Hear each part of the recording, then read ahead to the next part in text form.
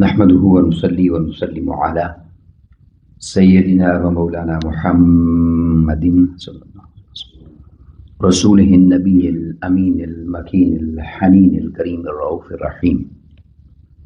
أما بعد فأعوذ بالله من الشيطان الرجيم. بسم الله الرحمن الرحيم. قال الله تبارك وتعالى في الكلام المجيد والفرقان الحميد: فمن كان يرجو لقاء ربه فليعمل عملا صالحا. صدق الله مولانا العظيم. وقال الله تبارك وتعالى في شأن حبيبه مخبرا وآمرا: إن الله وملائكته يصلون على النبي يا أيها الذين آمنوا صلوا عليه وسلموا تسليما. مولاي صل وسلم دائما أبدا على حبيبك خير الخلق كلهم محمد سید الکونین والثقلین والفریقین من عرب ومن عجم. یا رب بالمصطفى بلغ مقاصدنا واغفر لنا ما مضى یا واسع الکرم.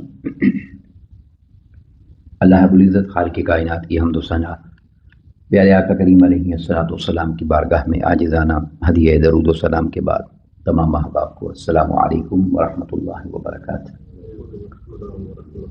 الحمدللہ تعالی جمعۃ مبارک کی ان بابرکت ساعتوں میں ہم سب شریک ہیں. دعا ہے کہ اللہ رب العزت ہماری اس مبارک دن کی حاضری کو اپنی بارگاہ میں شرف قبولیت عطا فرمائے اور اپنی رحمت پاک کا صدقہ ہم سب کو حق بیان کرنے اس پر عمل کرنے کی توفیق عطا فرمائے. آج کی اس مبارک نشست میں گفتگو کے لیے میں نے آپ کے سامنے سورہ الکہف کی آخری آیت کریمہ آیت مبارکہ نمبر 110 کا مختصر سا حصہ تلاوت کرنے کی سعادت حاصل کی، جس میں اللہ تبارک و تعالیٰ نے ایک حقیقی مومن اور ایک وفادار بندے کی اس عظیم آرزو اور جستجو کا ذکر فرمایا ہے. یہ سورۃ پاک سورہ کہف، چونکہ اس میں اللہ کے نیک بندوں کا ذکر ہے، ابتدا میں اصحاب کہف کا ذکر ہے، پھر آگے حضرت موسیٰ علیہ السلام اور حضرت خضر علیہ السلام کی ملاقات کا ذکر ہے. تو اس سورۃ پاک میں اللہ رب العزت نے اپنے محبوب بندوں کا، اولیاء کا، کاملین کا چونکہ ذکر فرمایا ہے، تو اس آیت کریمہ کو جہاں پر سورۃ پاک مکمل ہو رہی ہے، آخری آیت کریمہ میں بھی ان اپنے حقیقی بندوں کا اور حقیقی مومنین کی اس حقیقی طلب کا ذکر فرمایا ہے.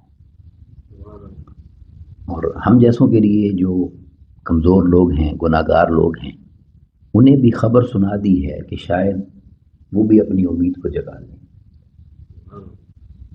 شاید وہ بھی اپنے ٹریک کو درست کر لیں اور صحیح راستے پر چلنے لگ جائیں. اب آیت کریمہ کے الفاظ کیا ہیں؟ ارشاد فرمایا: فمن کان یرجو لقاء ربی. بس تم میں سے جو شخص بھی یہ امید رکھتا ہے کہ اللہ سے ملاقات ہوگی.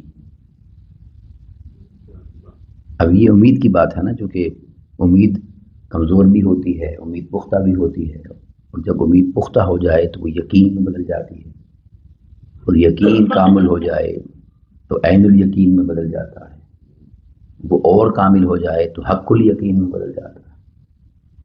مگر کمزور لوگوں کے لیے امید کا نام ذکر فرمایا کہ فمن کان یرجو لقاء ربی، کہ چلو اگر تھوڑی بہت بھی امید ہے تمہیں اور اس امید کو پکا کرنا چاہتے ہو، پختہ کرنا چاہتے ہو، تو پھر ایک ہی راستہ ہے، فلیعمل. پھر تم نے عمل کون سا کرنا ہے؟ عملا صالحا. عمل دو طرح کا ہوتا ہے، برا عمل بھی، وہ بھی تو عمل ہے، گناہ بھی ایک عمل ہے اور نیکی بھی ایک عمل ہے، جیسے اچھا عمل اور برا عمل. تو فرمایا اگر تمہیں امید ہے کہ رب سے ملاقات ہوگی تو پھر برے عمل سے تعلق توڑ کر عمل صالح والی زندگی بنانی ہوگی. اب اس عمل کی جو اہمیت ہے اس کو سمجھنے کے لیے یہ ایک نقطہ ہی کافی ہے، ایک بات ہی کافی ہے کہ قرآن مجید فرقان حمید نے جہاں بھی عمل کی بات کی، ایمان کی بات کی ہے، تو ایمان کے معاً بعد عمل کی بات کی. آمنوا وعملوا الصالحات، آمنوا وعملوا الصالحات، جگہ جگہ قرآن مجید یہی بات کرتا ہے، کیونکہ ایمان مکمل ہی عمل کے ساتھ ہوتا ہے، عمل صالح کے ساتھ ہوتا ہے۔ یہ حضور سیدنا غوث الاعظم دستگیر رضی اللہ عنہ کا مبارک مہینہ جو ربیع الثانی ہے، اس میں ذکر اولیاء کرنا اور حضور سیدنا غوث الاعظم دستگیر رضی اللہ عنہ کی بات کرنا یا اولیاء کا ذکر کرنا، جہاں اولیاء کا ذکر ہوتا ہے وہاں اللہ رب العزت کی رحمتوں کا نزول ہوتا ہے۔ مگر وجہ یہ ہے کیونکہ ان کی جو زندگی ہے وہ زندگی ایسی ہے کہ جو زندگی اللہ کی ملاقات سے امید نہیں بلکہ حق الیقین کے ساتھ گزرنے والی ہوتی ہے۔ میں آغاز میں ہی یہ آپ کو بات عرض کر دینا چاہتا ہوں کہ آپ جانتے ہیں کہ آقا کریم علیہ الصلوۃ والسلام نے سیدنا فاروق اعظم رضی اللہ تعالی عنہ اور حضور مولا کائنات علیہ السلام کو یہ حکم فرمایا تھا کہ تم کرن میں اویس سے ملاقات کے لیے جانا، حضرت اویس کرنی رضی اللہ تعالی، اور ان کو میرا سلام بھی کہنا، انہیں میرا یہ جبہ بھی دینا، اور اس سے کہنا کہ میری امت کی بخشش کی دعا مانگے۔ اب اس حدیث پاک سے اولیاء کی طرف جانا، ان سے ملاقات کرنا، ان سے دعا کروانا، یہ سب ثابت ہے، مگر میں صرف جس طرف توجہ دلانا چاہتا ہوں وہ یہ ہے فمن کان یرجو لقاء ربہ، رب سے ملاقات کی امید اور یقین۔ جب ملاقات ہو گئی، بات چیت ہو گئی،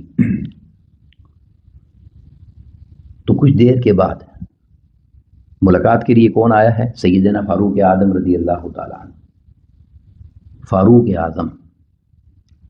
اب یہ وہ سیدنا فاروق اعظم ہیں کہ جن کے لیے آقا علیہ الصلوۃ والسلام نے یہ ارشاد فرمایا ہے کہ میرے بعد اگر کوئی نبی ہوتا تو وہ عمر ہوتا، جن کے لیے آقا علیہ الصلوۃ والسلام نے یہ ارشاد فرمایا ہے کہ قیامت کے دن میرا رب اپنی شان کے لائق جس کے ساتھ سب سے پہلے مصافحہ فرمائے گا وہ میرا عمر ہے۔ یہ وہ ہستی ہے جن کے سائے سے فرمایا کہ شیطان کانپتا ہے، یہ وہ ہستی ہیں۔ میں صرف تعارف کروا رہا ہوں چند جملوں میں۔ اور حضور مولا کائنات علیہ السلام کی عظمت کیا ہے کہ آقا علیہ الصلوۃ والسلام نے ان کو مواخات کے وقت جب سب مہاجرین و انصار میں سے ایک ایک کو بھائی بنایا دوسرے کا، اور حضور مولا کائنات پیچھے رہ گئے، تو عرض کرنے لگے یا رسول اللہ صلی اللہ علیہ وسلم آپ نے مجھے کسی کا بھائی نہیں بنایا؟ تو آقا علیہ الصلوۃ والسلام نے فرمایا انت اخی فی الدنیا والآخرہ، اے علی میں تجھے کسی کا بھائی کیسے بناؤں، تو دنیا آخرت میں خود میرا بھائی ہے۔ یہ وہ ہستی ہیں جنہیں مومن اور کافر کے درمیان فرق کی علامت بیان کیا، جن کی محبت حقیقت ایمان ہے۔ یہ وہ دو ہستیاں ہیں۔ اور سیدنا اویس کرنی رضی اللہ عنہ سے ملاقات ہو رہی ہے تو اچانک حضرت اویس کرنی رضی اللہ تعالیٰ عنہ نے رخصت مانگی، اس ملاقات کو وائنڈ اپ کر دیں، مجھے کچھ کام ہے۔ تو پوچھا کہ کیا کام ہے؟ اب اس آیت کریمہ پر توجہ کریں، فمن کان یرجو لقاء ربہ، تو جواب دیتے ہیں حضرت اویس کرنی رضی اللہ عنہ میں نے رب سے ملاقات کی تیاری کرنی ہے۔ اگر ہمیں ان ہستیوں کی صحبت نصیب ہو جائے تو ہم تو ساری زندگی ان ہستیوں کی صحبت سے نہ اٹھیں، مگر جب تعلق وہاں پختہ ہو جاتا ہے اور قائم ہو جاتا ہے تو اس طلب اور امید اور یقین میں انسان جیتا اور مرتا ہے، تو پھر حالت یہ ہو جاتی ہے۔ اب ہماری کمزوری کیا ہے؟ قرآن مجید فرقان حمید نے بہت سارے مقامات پر بندوں کی اقسام بیان کی ہیں۔ اب ایک جو بندوں کی قسم ہے اقسام میں سے وہ کفر اور مسلمانی کی ہے نا، اس بحث کو تو چھوڑ دیں، مسلمانوں کی بات اگر کریں تو قرآن مجید نے سورہ آل عمران میں فرمایا منکم من یرید الدنیا، تم میں سے بہت ایسے ہیں جو دنیا مانگتے ہیں، جن کی طلب صرف دنیا ہے، جن کا جینا مرنا سب صرف اور صرف دنیا ہے، جو ساری زندگی اس دنیا کو حاصل کرنے کے لیے گزار دیتے ہیں۔ منکم من یرید الدنیا، ایک طبقہ وہ ہے انسانیت کا جو دنیا کے طالب ہیں، طلب دنیا والے، طالبان دنیا۔ اور پھر اسی آیت کریمہ میں فرمایا وَمِنْكُمْ مَنْ يُرِيدُ الْآخِرَةَ، کچھ ایسے بھی ہیں کہ جو دنیا نہیں مانگتے، وہ آخرت مانگتے.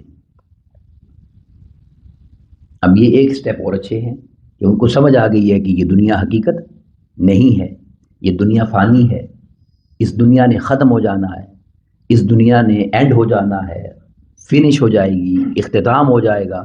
تو فرمایا کئی ایسے بھی ہیں جو صرف آخرت مانگتے ہیں.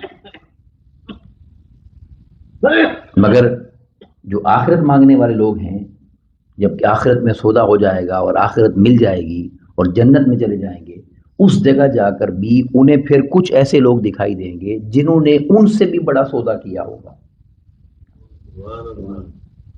جنہوں نے آخرت سے بھی اچھا سودا کیا ہوگا. اور وہ کون ہوں گے؟ وہ جنت میں ایک طرف بیٹھے ہوئے رو رہے ہوں گے، پریشان ہوں گے، غمزدہ ہوں گے. تو رب کائنات فرشتوں کو بھیج کر فرمائے گا کہ ان سے پوچھو کہ یہ کیوں اس طرح بیٹھے ہوئے ہیں؟ کیا میری نعمتیں جو میں نے ان سے وعدہ کیا تھا وہ پوری نہیں ہوئی؟ کیا ان کو جنت کی ہر نعمت نہیں دے دی گئی؟ جو وعدہ تھا وہ پورا نہیں ہوا؟ وہ آ کر فرشتے جب ان سے پوچھیں گے تو وہ اللہ کے حضور سجدہ ریز ہو کر کہیں گے کہ تیرا ہر وعدہ پورا ہو گیا ہے، تو نے جنت میں جو جو نعمت عطا کرنی تھی وہ ہر چیز نصیب ہو گئی ہے، لیکن تو بھی جانتا ہے مالک کہ ہم نے ساری زندگی یہ جنت تو تجھ سے مانگی نہیں، ہم نے تو ساری زندگی تیرے ساتھ اس جنت کا سودا کیا ہی نہیں تھا، ہم تو یرید الآخرہ والے تھے ہی نہیں. تو کون تھے پھر تم لوگ؟ یہی سورہ کہف بیان کرتی ہے وَاصْبِرْ نَفْسَكَ مَعَ الَّذِينَ يَدْعُونَ رَبَّهُمْ، ان لوگوں کی سنگت میں بیٹھا کرو، جم جاؤ، صبر اور استقامت کے ساتھ ان کے ساتھ جڑ جاؤ جو لوگ کیا کرتے ہیں؟ يَدْعُونَ رَبَّهُمْ بِالْغَدَاةِ وَالْعَشِيِّ، جو صبح و شام اللہ کا ذکر کرتے رہتے ہیں، اللہ کی یاد میں رہتے ہیں، اس کی عبادت اور بندگی میں رہتے ہیں، زندگی غفلت میں نہیں گزارتے. اور وہ جو ساری زندگی بندگی والی، عبادت والی، اخلاص والی گزارتے ہیں، عمل صالح، تو اس عمل کے بدلے ان کی کوئی طلب تو ہوگی نا، ان کی کوئی آرزو تو ہوگی، ان کی کوئی خواہش تو ہوگی کہ ہمیں اللہ کیا عطا کر دے. تو فرمایا ہاں شاید تم یہ سمجھ رہے ہوگے کہ وہ جنت کی نعمتوں والے ہیں، جنت میں حور و غلما مانگنے والے ہیں، محلات کے طالب ہیں، جنت کے اعلیٰ مقامات کے طالب ہیں. فرمایا نہیں، کچھ ایسے بھی ہیں، آخرہ والے تو ہیں مگر کچھ ایسے بھی ہیں، تم ان کی سنگت میں جا کر بیٹھو، یریدون وجہہ، کہ انہیں سوائے اپنے مولا کی زیارت کے اور کچھ بھی نہیں چاہیے، وہ صرف اپنے رب سے ملاقات چاہتے ہیں. شاعر نے بڑی خوبصورت بات یہ کہی ہے، اس مضمون کو بیان کیا، یہ جنت مبارک رہے زاہدوں کو. زاہد کہتے ہیں عبادت گزار کو، زاہد بندہ عبادت کرنے والا. یہ جنت مبارک رہے زاہدوں کو، یعنی جو زاہد ہے، عبادت گزار ہے، اسے جنت مبارک ہو. تو بھائی تمہیں کیا چاہیے؟ تو کہتا ہے یہ جنت مبارک رہے زاہدوں کو کہ میں تو بس آپ کا سامنا چاہتا ہوں، مجھے تو آپ کی ملاقات چاہیے. تو وہ فرشتوں سے کہیں گے ہم تو اس مولا کی دیدار اور امید، فمن کان یرجو لقاء ربہ، جو اپنے رب سے ملاقات کا یقین رکھتا ہے اور عمل صالح کرتا رہتا ہے.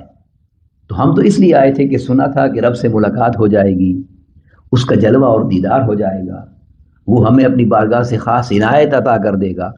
تو ہم تو اس کے طلب میں آئے تھے، اس کی کمی ہے. تو جب یہ بات اللہ رب العزت کے حضور فرشتے پیش کر دیں گے تو ان کو ایک الگ مکان پر پرائیویٹ، الگ سے پرائیویسی میں لے لیا جائے گا، اور رب کائنات پردہ ہٹا کر پھر ان کو اپنی زیارت عطا فرمائے گا، اپنا جلوہ کرائے گا. اور یہ مضمون اگر حدیث پاک میں پڑھا جائے نا، تو جب وہ لوگ اللہ رب العزت کی زیارت کر کے واپس اپنے گھر والوں کے پاس پلٹیں گے نا، تو چونکہ اس جلوے کو دیکھ کر آئے ہوں گے تو اس کا عکس ان کے وجود سے جھلکتا ہوگا، تو گھر والے بھی یہ پوچھیں گے کہ کہاں سے آئے ہو، گئے تھے تو ایسے نہیں تھے، اب تو اور نکھر کر آئے. پھر وہ کہیں گے تمہیں کیا خبر ہم کس جگہ سے ہو کر آئے ہیں، کس سے ملاقات کر کے آئے ہیں. فمن کان یرجو لقاء ربہ، تو مسئلہ یہ ہے ہماری تو دنیا سے ہی طلب نہیں اٹھ رہی، دنیا کی طلب ہی ختم نہیں ہو رہی کہ یہ سوئچ آف ہو، طلب آخرت آن ہو. پھر جب یہ خبر ہو جائے کہ جس طرح یہ دنیا آخرت کے حسن کا پرتو ہے، سایہ ہے، عکس ہے، یعنی جو نعمتیں آخرت میں ہے نا ان کا عکس ہے دنیا، اور عکس کہتے ہیں ریفلیکشن کو، سائے کو. سایہ حقیقت نہیں ہوتی، وہ کسی حقیقت کا سایہ ہوتا ہے. تو جب یہ سمجھ آ جائے کہ یہ دنیا ریفلیکشن ہے آخرت کی، تو بندہ اس کو چھوڑ کر آخرت کی طرف دوڑتا ہے. اور جب آخرت کی طرف دوڑتا ہے تو ایک مقام آتا ہے کہ اسے سمجھ آ جاتی ہے کہ آخرت کا حسن بھی حقیقی نہیں ہے، وہ بھی کسی کے حسن کی خیرات ہے. تو پھر اس آخرت کو بھی چھوڑ کر حسن حقیقی کا طالب بن جاتا ہے. یہ وہ مقام آتا ہے کہ ایک دن حضرت رابعہ بصری رحمۃ اللہ تعالی علیہ ایک وجد کے عالم میں، بے خودی کے عالم میں، وارفتگی کے عالم میں اپنے ایک ہاتھ میں آگ پکڑی ہوئی تھی، آگ کا کچھ شعلہ جلا ہوا، وہ آگ پکڑی ہوئی تھی، ایک ہاتھ میں پانی پکڑا ہوا تھا اور دوڑتی جا رہی تھی. ایک عجیب سی کیفیت تھی. تو کسی نے دیکھ کر پوچھا کہ بھائی صاحبہ یہ کیا کیفیت ہے، یہ آگ اور پانی دو جدا چیزیں کہاں لے کر جا رہی ہیں؟ تو فرمانے لگی میرا دل کرتا ہے کہ اس آگ سے جنت کو جلا دوں. اپنی کیفیت بیان کی. اچھا اس پانی سے کیا کرنا ہے؟ میرا دل کرتا ہے اس پانی سے دوزخ کو بجھا دوں. اب وہ یا تو طالب دنیا ہوگا، طالب دنیا، یا طالب آخرت ہوگا. تو اس نے کہا کہ اگر جنت جل جائے تو پھر عبادت کون کرے گا؟ اب دوزخ بھی ختم ہو جائے تو اللہ سے کون ڈرے گا؟ آپ نے فرمایا یہی تو ختم کرنا چاہتی ہوں کہ اگر عبادت دوزخ سے ڈر کے کی تو عبادت کیا کی، اگر عبادت جنت کو مانگ کر کی تو عبادت کیا کی. اس نے کہا پھر کس لیے کرنی چاہیے؟ فرمایا نہ دوزخ کے خوف سے کرنی چاہیے، نہ جنت کی طلب میں کرنی چاہیے. جب زبان سے کہہ دیا کہ صرف تیرے لیے پڑھتا ہوں تو نگاہ جنت اور دوزخ پر نہیں ہونی چاہیے، صرف اسی پر ہونی چاہیے. پھر نگاہ صرف اسی پر ہونی چاہیے. فمن کان یرجو لقاء ربہ، کہ جو شخص چاہتا ہے، یقین رکھتا ہے، امید رکھتا ہے وہ رب سے ملے گا، فلیعمل عملا صالحا، پھر وہ عمل صالح کرنے والا بن جاتا ہے. تو ہمارے اندر جو عمل کی کمزوری ہے، یا ہم عمل کی طرف طبیعت راغب نہیں ہوتی، یا عمل میں کمزوری دکھاتے ہیں، تو وہ اس لیے دکھاتے ہیں کہ آخرت پر یقین نہیں ہے، اس ملاقات کا یقین نہیں ہے. اور یہ فلسفہ ایسا ہے کہ آپ دیکھیے قرآن مجید میں بالکل شروع میں سورہ بقرہ کے آغاز میں مومنین کی علامات بیان کی. ذالک الکتاب لا ریب فیہ ھدی للمتقین، سبق یہاں سے شروع کیا. تو وہ نشانیاں دیکھیں کیا بیان کی. الذین یؤمنون بالغیب، وہ غیب پر ایمان رکھتے ہیں. ویقیمون الصلاۃ، نماز قائم کرتے ہیں. ومما رزقناہم ینفقون، جو کچھ ہم نے دیا اس میں سے خرچ کرتے ہیں. صرف نشانیاں گنتے جائیں.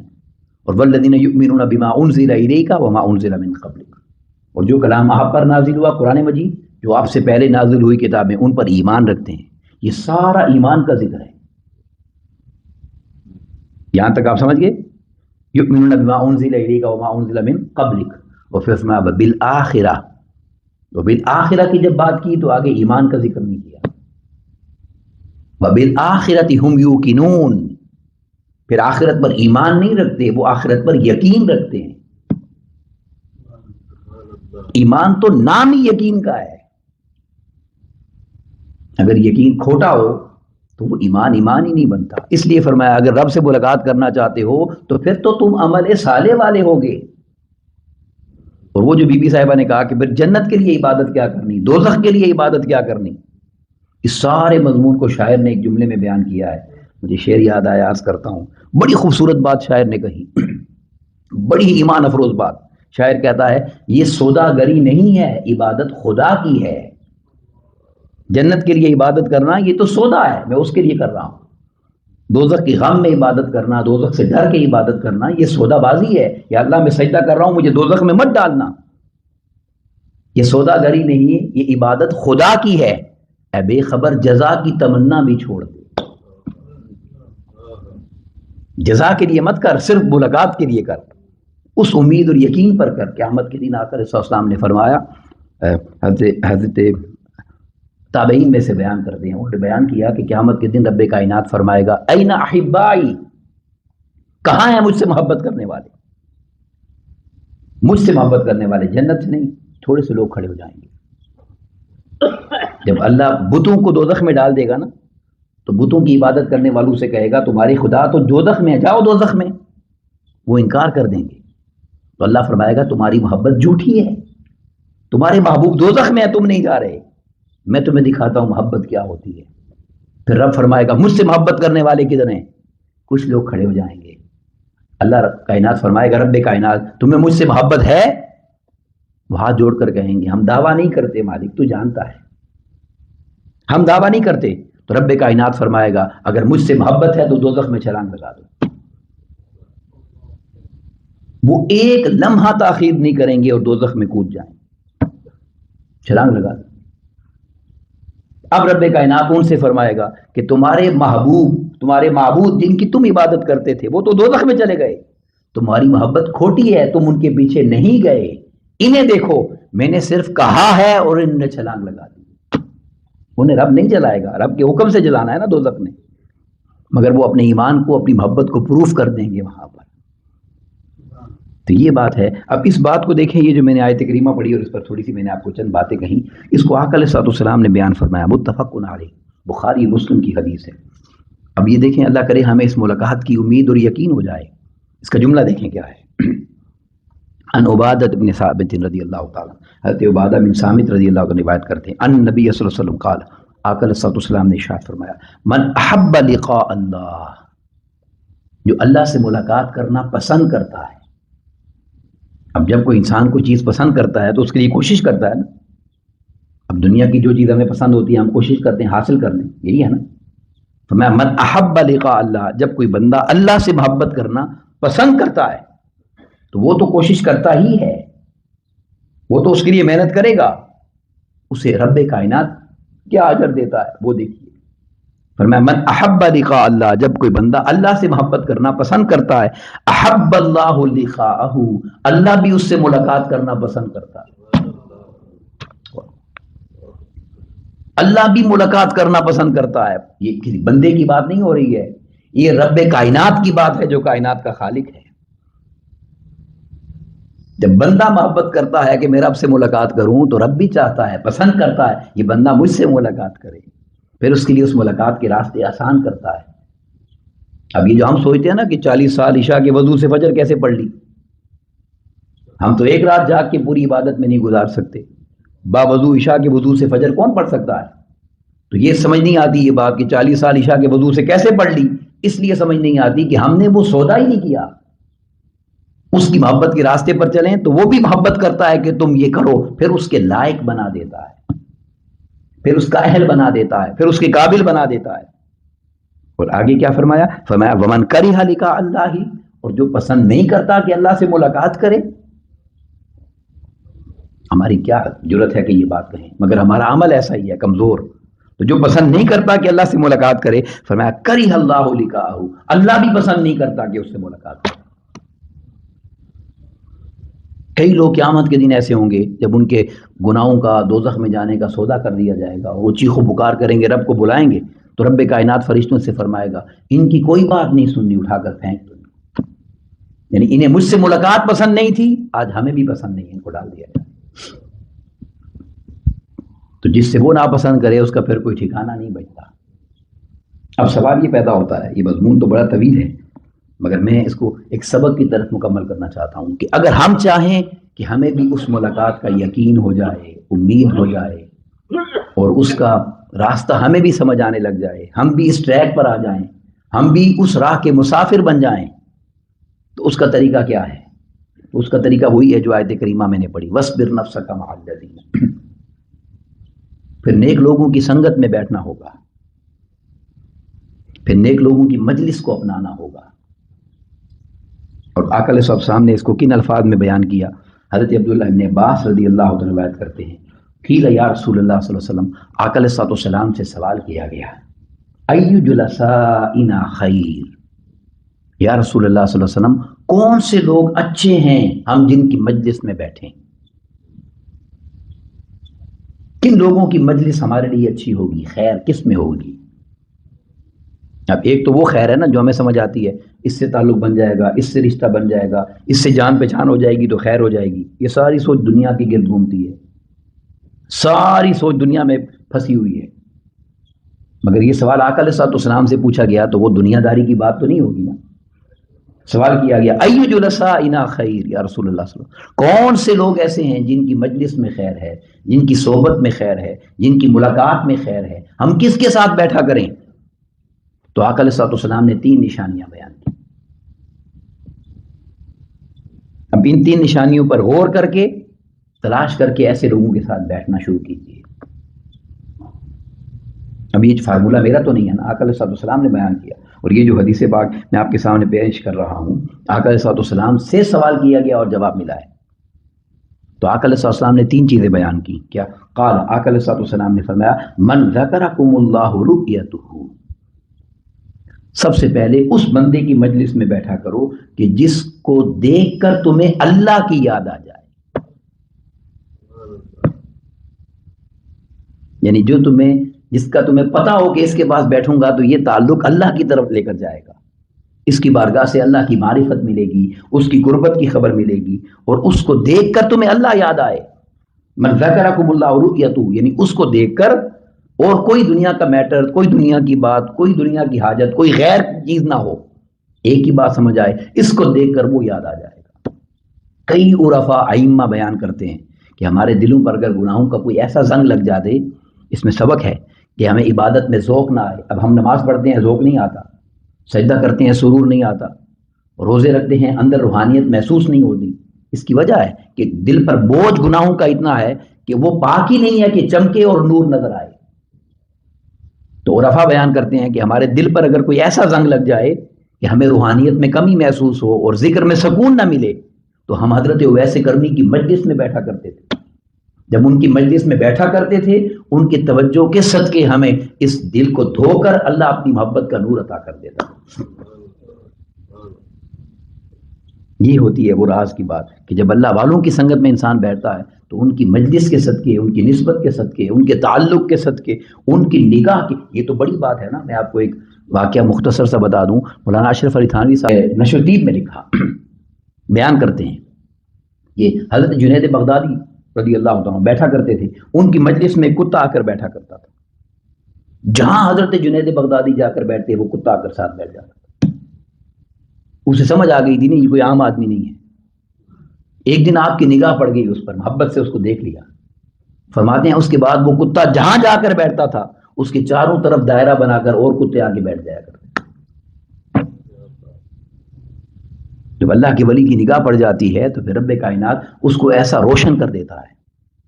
تو فرمایا ان لوگوں کی مجلس میں بیٹھو. پہلی نشانی کہ من ذکرکم اللہ رؤیتہ، کہ جن کو دیکھ کر تمہیں اللہ کی یاد آ جائے.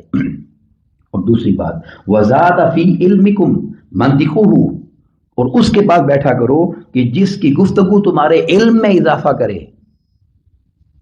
اب علم سے مراد کیا ہے؟ حقیقی علم، قرآن کا علم، دین کا علم، اللہ کی محبت کا علم، اللہ کی معرفت کا علم. یہ دنیا داری کا علم نہیں کہ پتہ چل جائے دنیا میں کہاں کیا ہو رہا ہے، سارے گورکھ دھندے دنیا کے جہاں چلے جائیں ہر خبر مل جائے گی. نہیں، اصل خبر مل جائے. اور وہ کیا خبر ہے؟ وہ محبوب کی خبر ہے، وہ اللہ کی خبر ہے. تو فرمایا ان لوگوں کی مجلس میں بیٹھو کہ جب ان کے پاس جاؤ وزاد فی علمکم منطقہ، وہ گفتگو کریں تمہارے آخرت کے علم میں اضافہ ہو جائے. اور تیسری چیز کیا فرمائی؟ بڑی خوبصورت بات کہ اور وہ یہ ہے کہ ان کے پاس جا کر بیٹھا کرو وذکرکم بالآخرۃ عملہ، کہ ان کے عمل کو دیکھ کر تمہاری آخرت کی محبت تازہ ہو جائے. ان کے عمل کو دیکھ کر تمہیں آخرت یاد آ جائے، ان کے عمل سے تمہاری توجہ اور دھیان آخرت کی طرف چلا جائے. حضرت جنید بغدادی رحمۃ اللہ تعالی علیہ تشریف فرما تھے، واس فرما رہے تھے. ایک شخص آیا، اس نے ہزاروں دینار آپ کو دیے کہ یہ فقراء میں تقسیم کر دیں. ہزاروں دینار لے کر آیا. آپ نے اس سے سوال کیا کہ تمہارے پاس اور بھی دینار ہیں؟ اس کے علاوہ اور بھی دینار ہیں؟ اس نے کہا جی حضور ہیں میرے پاس. تو آپ نے فرمایا کیا تمہیں اور دیناروں کی ضرورت بھی ہے؟ نہیں، تمہارا دل اور بھی دینار چاہتا ہے؟ اس نے کہا ضرور چاہتا ہے. آپ نے فرمایا اٹھا کر لے جاؤ، پھر یہ تمہاری ہی طلب ہے. کہ ہیں پھر بھی اور چاہیے تو پھر تو تم طلبگار ہو، ہمیں ان چیزوں کی طلب نہیں ہے. تو مطلب یہ ہے کہ جس چیز کی انسان کو طلب ہوتی ہے نا وہ اسی کے لیے کوشش کرتا ہے. جو انسان کا گول ہوتا ہے، جو ٹارگٹ ہوتا ہے، وہ اسی کے لیے زندگی بسر کرتا ہے. تو ہمیں تو اس دنیا کے لیے، اس ٹارگٹ کے لیے بھیجا ہی نہیں گیا. وہ جو ایک پہلے دن بار بار یہ بات بیان کی جاتی ہے، اس پر غور نہیں ہوتا۔ آپ نے سنا ہے نا کہ رب کائنات نے تمام روحوں کو جمع کیا تھا عالم ارواح میں، اور ان سے ایک ہی سوال کیا تھا۔ قرآن مجید نے اس کو بیان کیا، ایک ہی سوال تھا، کیا میں تمہارا رب ہوں؟ سب روحوں سے پوچھا، یہ جتنے آج کوئی کافر ہے، عیسائی ہے، یہودی ہے، سکھ ہے، کوئی مذہب ہے یا نہیں ہے، ان سب روحوں سے پوچھا تھا میں تمہارا رب ہوں یا نہیں؟ سب نے کہا تھا قالوا بلا، یا اللہ تو ہی ہے۔ بس اس سوال جواب پر مجلس ختم ہو گئی، کوئی اگلی بات ہی نہیں ہوئی۔ ایک جملہ اللہ نے پوچھا، ایک جواب آیا، ختم، ساری محفل ختم ہو گئی۔ تو میں ٹھیک ہے، اب دنیا میں چلے جاؤ، اب دیکھتا ہوں کون یاد رکھے گا اور کون بھول جائے گا۔ تو اصل ٹارگٹ تو وہ تھا کہ اسے نہ بھولا جائے، مگر مسئلہ یہ ہے کہ آپ دیکھیں، میں ایک جملہ کہہ کر بات مکمل کرنا چاہتا ہوں۔ ایک اللہ کے ولی تھے، ان سے کسی نوجوان نے سوال پوچھا کہ مجھے نصیحت کر دیجیے، حضور مجھے کوئی نصیحت کریں۔ آپ نے فرمایا بیٹا نصیحت یہ ہے کہ سادہ سی بات ہے، اگر تمہیں سمجھ آ جائے۔ اس نے کہا حضور حکم فرمائیے کیا ہے؟ تو آپ نے فرمایا بنانے والا مانگو، بننے والی مت مانگو۔ بنانے والا مانگو، بننے والی مت مانگو۔ اس نے کہا حضور سمجھ نہیں آئی بات۔ تو آپ نے فرمایا سب کچھ کس نے بنایا ہے؟ اس نے کہا رب نے بنایا ہے۔ تو فرمایا بنانے والا مانگو، جو کچھ بھی اس نے بنایا ہے وہ مت مانگو۔ تو ہمارا مسئلہ یہ ہے کہ ہمیں ساری دنیا یاد ہے، ساری دنیا کا ہر مسئلہ یاد ہے، ساری دنیا کی ہر بات یاد ہے، ساری دنیا کی ہر ضرورت یاد ہے۔ اگر یاد نہیں ہے تو دنیا والا یاد نہیں۔ تو جب وہ یاد نہ ہو، انسان اس کو بھول جائے، تو رب کائنات نے بھی فرمایا، آقا علیہ السلام نے بتایا کہ جسے اللہ سے ملاقات کا امید اور یقین اور محبت ہوتی ہے، اللہ اس سے ملاقات سے محبت کرتا ہے، اور جو اللہ سے ملاقات کو پسند نہیں کرتا، اللہ بھی اس کی ملاقات کو پسند نہیں کرتا۔ تو عمل اگر اس محبت والا بن جائے کہ اس کی طرف جانا ہے، تو پھر رب کائنات انسان کو وہ معرفت اور نور عطا کرتا ہے، اور یہ ایسے لوگوں کی مجلس سے ملتا ہے جو آقا علیہ السلام نے فرمایا ان کی مجلس میں بیٹھ جاؤ، یہ تینوں چیزیں نصیب ہو جائیں گی۔ تو اللہ رب العزت ہمیں، مجھے، آپ کو، ہم سب کو نیک مجلسوں میں بیٹھنے کی توفیق عطا کرے، اچھی مجلسوں کو اپنانے والا بنائے، اور اپنی آخرت کے لیے محنت کرنے والے اور آخرت کے لیے کوشش کرنے والوں میں شامل فرما دے۔ وما علینا الا البلاغ۔ السلام علیکم ورحمۃ اللہ وبرکاتہ۔